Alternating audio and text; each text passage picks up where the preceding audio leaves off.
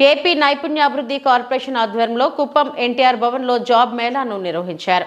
కార్యక్రమానికి నిరుద్యోగులు అధిక సంఖ్యలో పాల్గొన్నారు. ప్రభుత్వ విప్ కంచర్ల శ్రీకాంత్ మాట్లాడుతూ కుప్పం నియోజకవర్గంలోని నిరుద్యోగులకు ఉద్యోగాలు కల్పించడమే ఎన్డీఏ ప్రభుత్వ లక్ష్యమని స్పష్టం చేశారు.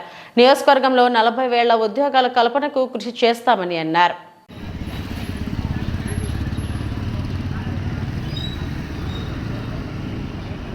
ఫస్ట్ సంతకం మెగా డిఎస్సి మీద పెడతానని చంద్రబాబు నాయుడు గారు చెప్పడం జరిగింది. అవునా కదా?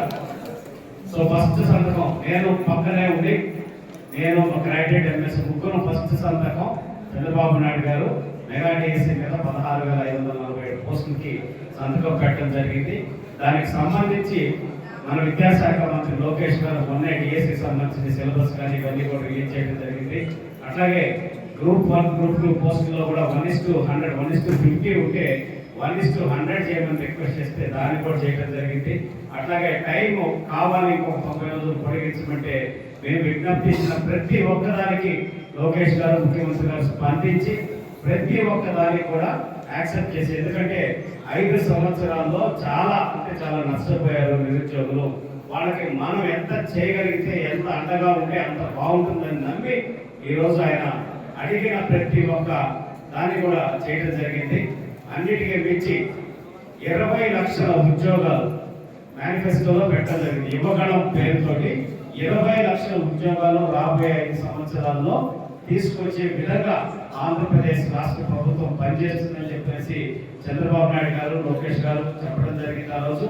ఈరోజు దాంట్లో భాగంగా మీరందరూ గమనిస్తే 10,000 మందితోటి TCS company Tata consultancy services మీ అందరికీ తెలుసు, one of the biggest software company 10,000 మందితోటి వాళ్ళ కార్యకలాపాలు స్టార్ట్ చేయడానికి వైజాగ్లో యాక్సెప్ట్ చేశారు.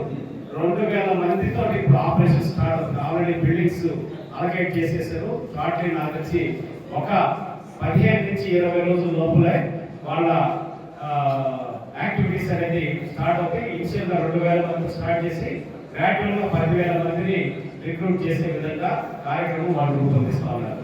అట్లాగే శ్రీ సిటీలో 15 కంపెనీలు చంద్రబాబు నాయుడు గారు ముఖ్యమంత్రి అయిన తర్వాత కొత్త కంపెనీలు వచ్చి మనకి ఎంక్వైరీ చేసుకున్నాయి.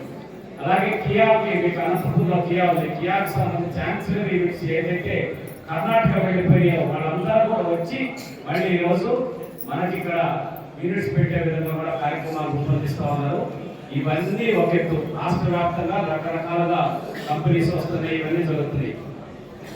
కుప్పం నియోజకవర్గంలో 30 నుంచి 40,000 మందికి ఉపాధి అవకాశాలు ఇక్కడే కల్పించే దిశగా రకరకాల రంగాల్లో చంద్రబాబు నాయుడు గారు ప్రణాళిక రూపొందిస్తున్నారు.